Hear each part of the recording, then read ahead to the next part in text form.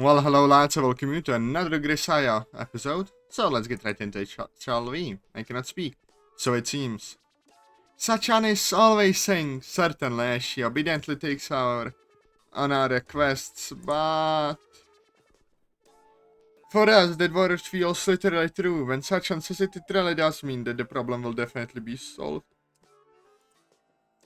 I place a lot of trust in Sachi's abilities. But...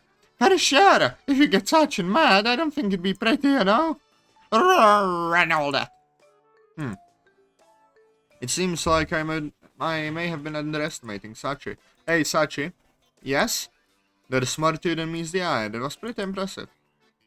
Thank you very much. Alright then, it looks like Sakaki-san's in a cooperative mood now. So let's go ahead and start the board game tournament. Have fun, don't worry about the noise. I'm the type who can sleep next to train tracks. What are you talking about? You're not going anywhere, Yushi-kun. What? Like I said, everyone's playing, which obviously includes you, duh. I was drafted into this against my will myself. You see where I'm going with this, right?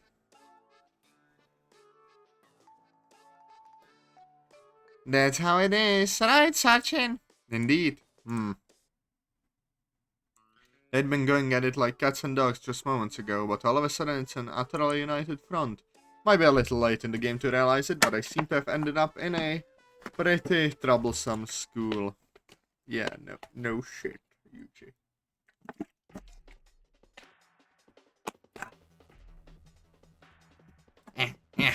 No matter how many times I've done it, whenever I make solution A with solution B, my hands tremble. Now, just imagining the throbbing pain in my scalp makes me want to cry. But if I don't do this, the color won't stay this beautiful blonde. It burns with the fire of 1,000 suns, but it must be done, Michiru. I shall overcome. Right. Dab on the cream to protect my skin first. Here we go. Now to put it on my head.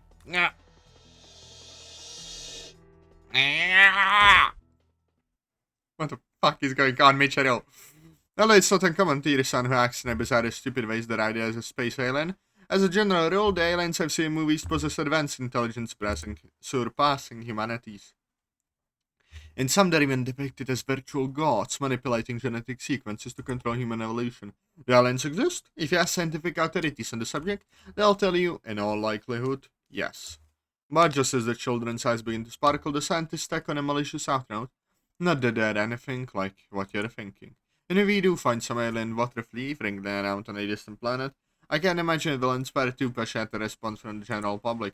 The people don't want a rip-off like that for their ET. What they want is a simple, by-the-book alien. Although I've experienced a wide range of auditory stimuli in my time, this is quite the ear-splitting shriek.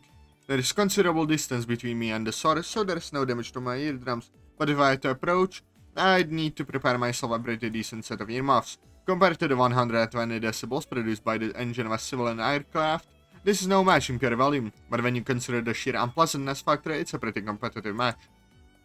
Here we go again. Again? On explaining what's going on?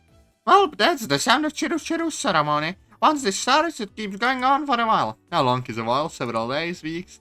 It's not on that scale. Even Spain's tomato fight festival only goes for an hour, you know? Anyway, it's long enough. What exactly is the woman doing, other than shrieking like a banshee? I don't know that either. The Chiru's an alien theory seems the most probable. I guess she needs to tell you like a freak to contact the mothership. Well, it's kind of a ritual. Communicating with the stars, eh? I see. Plausible. That woman is definitely a little out of the ordinary. Yep, just a little bit. Especially the contents of her cranium. I don't think you should necessarily talk. True. I shouldn't talk necessarily. I'm somewhat interested in the nature of the ceremony. Let's take a look.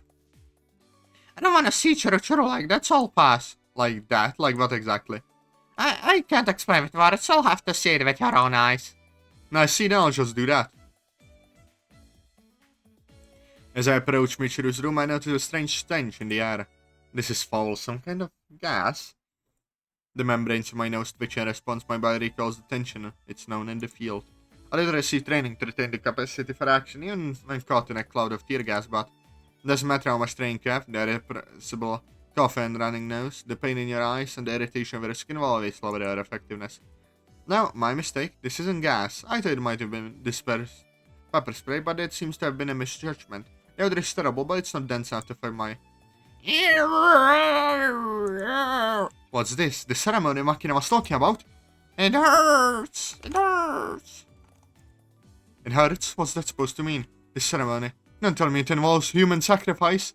When you think of human sacrifice, the man civilization is what comes to mind. In order to offer tribute to the god of the sun, it said they would paint a human being blue and gouge out their slow beating heart.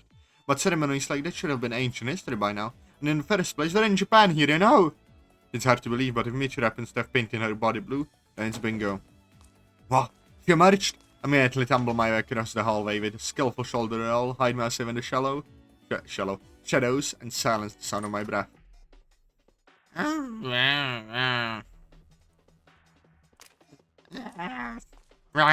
In this moment I know fear.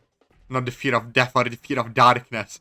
This, in fact, a variety of terror completely new to me. To explain its nature concisely.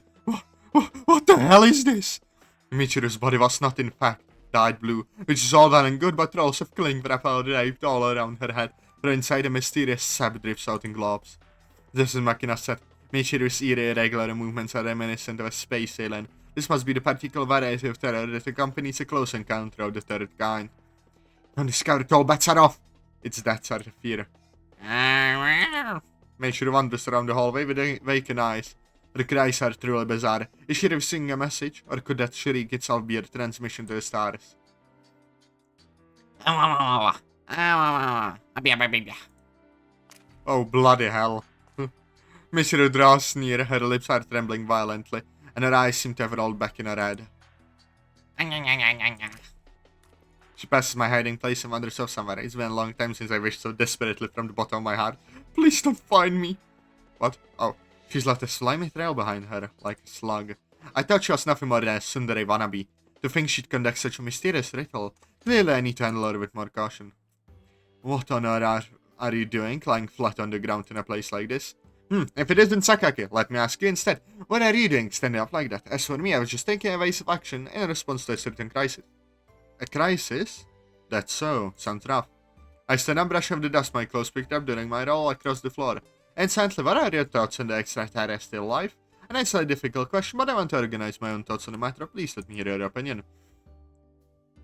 Sakaki answers my son question without hesitation. Let's see, next year I expect our battle against the stars will be getting underway. What? The first contact from outer space arrives in an unexpected way. First come the omens, then the moment of their arrival. Driven by fear of the unknown, humanity's caution triumphs over its capacity for understanding. The result? The people choose to take up arms, all so they can sleep better at night. A battle for survival, huh? Sometimes there's no room for any other choice, and there's an old saying, the first blow is half the battle. But then again, in Napoleon's words, the battle lies in the last 5 minutes. I see where you're going with this. The war of the worlds, I misclicked, ends in the defeat of the human race. Choosing violence as an escape from their fear is our final mistake, or so the novel wraps things up. Novel?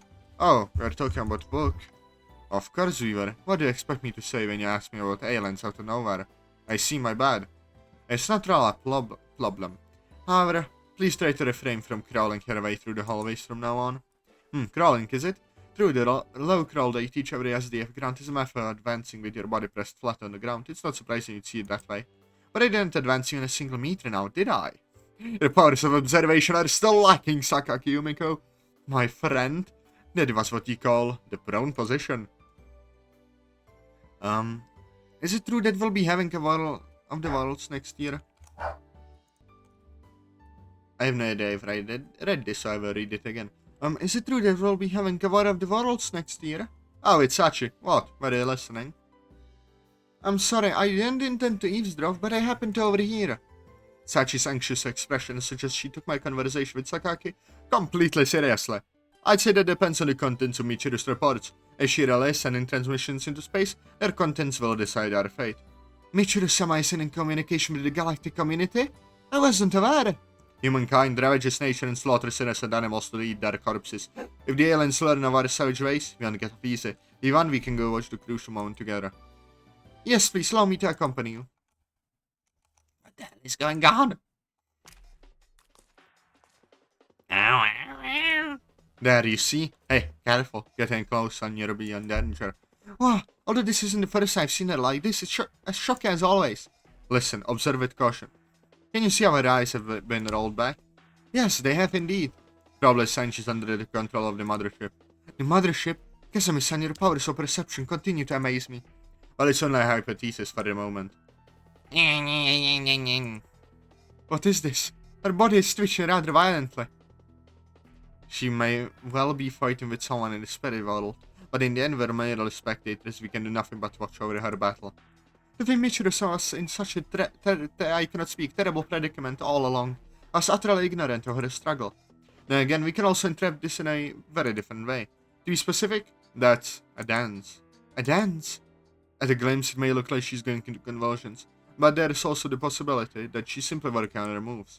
Practice for a liquid dripping from your head dance?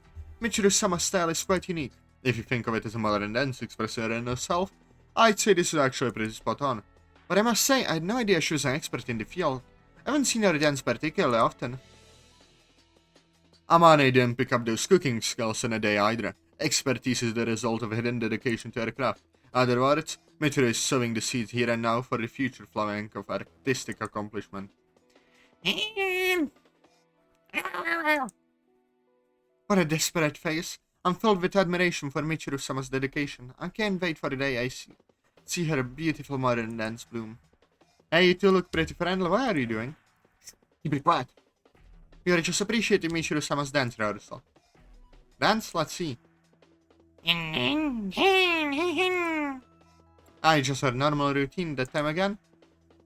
Doesn't it just bring a tear to your eye? Well, I guess, but it's also kind of freaky, so I think I'll be going now. Don't you understand the magnificence of those movements? These steps express the terror of an invasion from outer space. Truly avant-garde. What steps? She's just writhing in pain. Philistine, to think your frigidity would extend to the fine arts as well. Hey, hold on a second. What's as well supposed to mean? I'm not frigid. Oh, really? What the heck? His son has taken her leave. What a sad human being can even appreciate this work of art.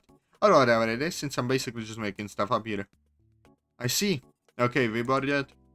No, I'm still willing to continue watching. I see, you're passionate. I'm bored. Frankly, I get bored about 2 minutes in. Is that so? In that case, I'll think I'll restart my cleaning. Please excuse me. Good work. If you observe any dramatic changes with Michiru, make sure to report them to me. Yes! As I'm leaving, it occurs to me that Michiru's movements are also similar to those of a zombie. That woman is in fact one of the undead. I suppose I'll have to put a bullet in her head. Compared to walking the earth as the living dead, I'm sure she would want it that way. Phone. Shush, phone. Shush, please. Phone, please. So shush. When you take a walk like this, you realize just how wide a range of shops there is in this town. Just for food, we get butchers, fishmongers, greengrocers, and convenience stores. There's even 2 large supermarkets on either side of the station. In the town I was living in before, there was of course a shopping area, and its scale was adequate to avoid any problems in my daily life, but that's overall a pretty compact district, and most of the stores were small family-owned businesses. Doesn't even bear a comparison to what you find in the town. Fairly close. What? Fairly close to the metropolitan area like this one. I don't intend to estimate the wealth of the town by its facade alone, but fuck.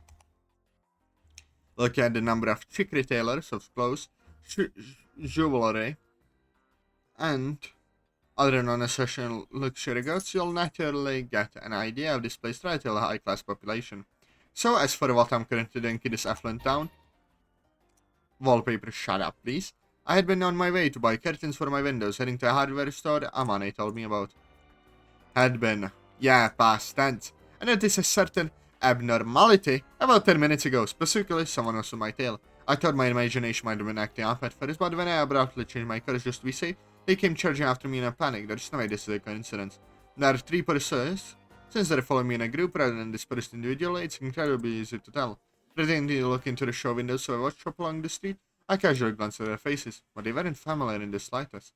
And for a group with a grudge against my workplace, they seemed far too slow-handed with it. Basically, they just looked like a bunch of juvenile delinquents. Although not a lot like this exist in any town, it feels like you actually find more of them in well-off places like this. and they tend to be of a particularly ugly variety. They say the poor can't afford manners, but I find that living in a place where everything you need is dropped in your lap tends to twist people in its own way. Forget about the hard work, and it's easy to fall into a warped ways of thinking. Well then, what to do? Well, what reason would they have to follow me around? Although I've been thinking it over for a while, nothing is coming to mind. In which case, it would probably be best to ask them directly. Guess I'll lure them into some nice dark alley. Looking around my surroundings perfectly casual and startled when something unexpected catches my eye.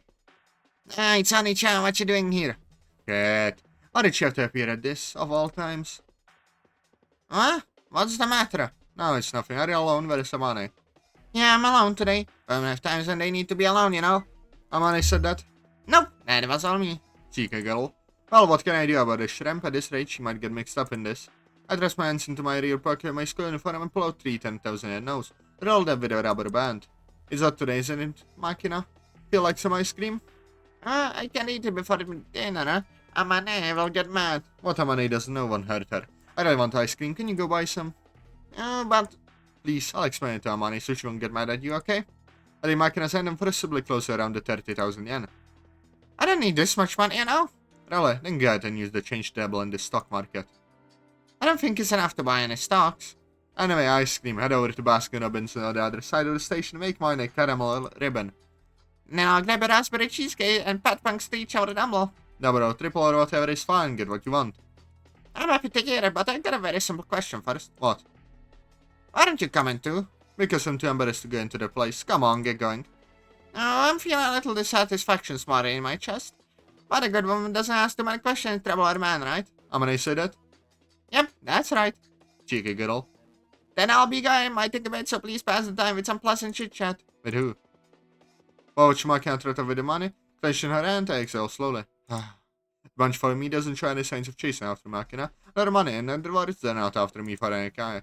If it's not a robbery, I guess they do leave a personal grudge or some sort of class resentment. I'd arrange not a particularly welcome situation. Well, whatever. After watching Makina disappear, I find an alley between a cleaners and a liquor store, and casually turn into as if taking a shortcut. Hey, where the hell did he go? We're in for it, I tell ya. I knew he was onto us. Quit flapping your mouth and look for him. Christ, you guys are fucking useless. Huh, you guys talking to me? You are a leader or something. You want me to beat the shit out of you again, huh? Yeah, I'm talking to you. You got some big mouth. Over 1 lucky pounds. What, you wanna go? Come on, I'll take you on anytime. Let's do this shit. Got it, this isn't time. Hey there. Huh? What the hell were you hiding? Behind these beer cases. You need something? Wandering out all casual ask if you need something. This guy's just adorable. Hey, you, that's the Mihama Academy uniform, ain't it? Yeah, it is. What about it? Alright, sorry, but we're gonna have to beat the shit out of you. Why would you do that? No, there ain't fucking reason. Just felt like you hear us. Got the picture of him? Hey, now, you're scaring me. Please stop. I can't stand violence. Oh, don't take it personally. I was just doing our job. Job? Shut the fuck up already. Yeah, but in an attempt to intimidate me, the man fires flashy bursts of sparks on his tongue in his hand. This surge of electric energy scorches particles of dust in the atmosphere. A burning smell fills the air, pricking the depths of my nose. I close my eyes. In the next moment, a siren rings out my head. I am pouring crane, pushing through the mud at my feet, the taste of iron sprang through my mouth, hiding my body from the light of the flares, and I've dyed black in my hand, swallowing down my heart as it dries sleep out of my mouth. You want to protect something? First protect yourself. It seems the time has come to make use of my super self-defense technique. Now, look, Jackass, just take it like a man and you'll get out of this alive, alright? As man raises his stun gun and takes a fighting stance, I draw a huge breath into my lungs. Adding out my voice to the limit, I scream. Help me! What? Hey, the fuck are you doing? Someone help! Call the police! Shit, stop fucking screaming, you bastard! The man's stun gun discharges a threatening pale bluish arc of electricity in my general direction. I reach out and gently grasp his outstretched hand as if he trying to shake it. I'll guess that's what you'd expect. Huh? In this narrow alley, all three can't attack me at once. Maybe he planned for this sort of cramped space, or maybe it's just a coincidence from prioritizing ease of concealment. I dry the iron pipe in the man with the black tank top's hands is cut very short and not well suited for disabling me with a sharp blow. That said, the guy next to him with the knife is a much use either. It might look the most dangerous of the bunch at a glance, but a weapon like this is actually a hindrance if he's not planning to kill me. In this situation, the flashiest, easiest to use weapon is also the most effective. The stun gun can stop me dead with a single attack. The idea would be to fire off a single shot to eliminate my mobility and crush my fighting spirit. Then follow trees around me and beat me senseless. Hey, asshole! Oh, get the fuck off, you fucking homo or something! No, that's just rude. I didn't go around holding hands with men for the fun of it. It looks like a casual light grass. Truth is I've got a hold on a vital point of the hand he's holding the stun gun with. When I put pressure on this exact spot, he can push or pull as long as he's maintaining his grip. If he were to pull back hard using the weight of his body, he could rip his hand free, but I'm controlling his center of gravity as well, so that's certainly not an option. The fuck you're doing? Hurry up and get him! Get off! It's not like I'm grabbing you that hard, you're just like the monkey with his hand stuck in the jar. Might as well just drop the banana, right? Fuck! My worries, the man's firm grip on his stun gun weakens for just an instant. The moment I feel those losing of his proximal phalanx bones, I twist his wrist sharply upward and dig my thumb hard into the side of his head. My first extending the joints of his wrist, attacking them with a pinpoint pressure on my finger, I completely disabled his ability to maintain grip. The stun gun slips out of his hand. Whoops! Catching the stun gun as it falls on the man's hand, I jerk his arm off first to immobilize his elbow joint, then push him again, hard against the pile of beer cases stacked along the wall. I mash the man's face against the beer cases while maintaining my incapacitating wrist hold. The next moment, I push the stun gun against the scruff of his neck and throw the switch without hesitation. One down. Bastard! Here a catch. As the next man raises his short hair and puffs like camera, I abruptly toss the stun gun in his direction. Huh? Whoa! The man reaches out in a panic to try and receive the stun gun. Been a while since I've seen such a bunch of clowns. I keep my knee up sharply into his virtually defenseless abdomen. Instantly doubling over his belly and I instinctively attempt to protect his place he's been attacked, the man's chin sticks out as it begins to be kicked. Well, if you insist. The air that was in the man's lungs skirts out through his nose as his eyes roll back in his head. He crumbles face first onto the ground. I'll give you 2 seconds to drop the knife. Stay back. Get the fuck away from me. 1. I'm sorry, I won't do anything, so. 2. What? The man throws the knife in his hands aside and stumbles backwards in blind panic trying to escape.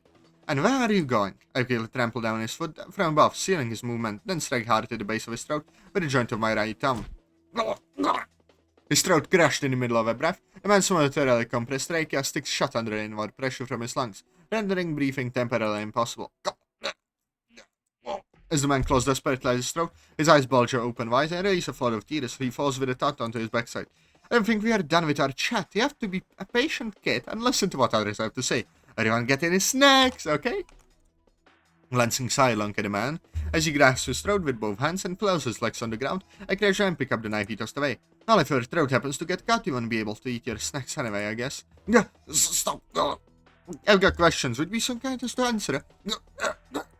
What, can't talk? Want me to open a hole in your lung? Or use the air pressure so you can breathe nice and easy. The man responds to my effort by violently shaking his head from side to side. Don't worry, you got 2 perfectly good lungs. Get a hole both in one won't kill you. As I stand looking down at him with the knife in one hand, the man scrabbles desperately at the ground, trying to put some distance between us. Seriously, where do you think you're going? You want me to make it physically impossible for you to run? Just answer my questions. I got it. I'll tell you anything. First question, who gave you the orders? One of you said this was your job, right? But you didn't show any interest in a little girl with money in her hand. This wasn't a stick-up. So I asked you, right, to beat the shit out of me in particular. I don't know, the guy with the bandana got the job. I said they'd give us 300,000 and then we got you. I just tagged along because he said I'd get 100,000. I didn't know shit, I swear. Screwed up, should have talked to him instead of you. Still grasping the knife in my hand, I glanced back at the man with the bandana. He's flat on the asphalt, his eye rolled all the way back in his head, drawing from the mouth. Well, whatever, next question. Do you come after me knowing who I am? Do you know my name? Don't know, just said if there's a man in the Miyama Academy uniform around the station, teach him a lesson. That's all. They got some... Oops, misclick. They got a name, it's true. Well, that's as expected. The first thing these guys asked me was about the Mihama uniform. The students that they were targeting a male Mihama Academy student rather than Kazami Yuji. That said, I'm the only male student at Mihama Academy at the moment. So ultimately, I was the specific target, but considering the bunch of clowns they sent, it's hard to think this has any connection to anyone that get actually related to my job. So who the hell and for what reason? First things first, doesn't seem like I'm going to get anything useful out of you, does it? I guess might as well finish this one off. Wake up Banana Man and squeeze it out of him. Stop! Please, what are you doing? You're gonna kill me! Don't get so worked up. Rest assured I didn't kill people. Well, sometimes they wish I had, by the time I'm through. Hell! What are you quivering about? You're that scared to die? I realize that I'm still gripping the open knife in my hand. Ah, my bad. I'll give this back later. I raised the folding knife slug and shot the blade away with a snap. But I recommend not carrying toys like this around. Having one on hand makes you want to use it. With something like this in your pocket, your mouth gets smarter. You start swaggering around, picking stupid fights with people, and if you lose control, you end up doing something you can't take back. He's probably just trying to look cool, but depending on a toy like this, to prop up your ego seems more protective from where I stand on. What's going on here? The blinding beam of a flashlight shines through the dim alleyway into my face. I instantly shield my eyes. Oh, you get out of the alley right now, don't try anything funny. Yeah, no need to scream, I'm not an old man, my ears work just fine. What the? You again? That's my line. I had to say though, the police force in this town is really pretty impressive. Did you hear my scream? There's a report that someone was fighting here. I had a bad feeling about this, but I can't believe it really was you. What's that supposed to mean? Almost sounds like you think of me as the guy who's going to cause trouble sooner or later. Talk about rude. Forget what he sounds like, that's exactly what I think, but I have to say, I wasn't expecting you to pull something this soon. I know you're coming to the station. Come on, I'm the victim here, you know? And what's this thing in your hand? Drop the weapon, don't even think about resisting. Tsk. I'm still holding the knife I took from the man in my hand. Guess I won't be able to throw my sword with this one. Nah, I guess that's that. Ani-chan, what's going on? And of course she has to come back at this exact moment. I turn around, I find Makina standing behind me. I see him Conin's in both hands. And well, we'll see Yuji's arrest next time. I hope you guys enjoyed the episode. Press like, comment, subscribe, and I'll see you later. Bye bye.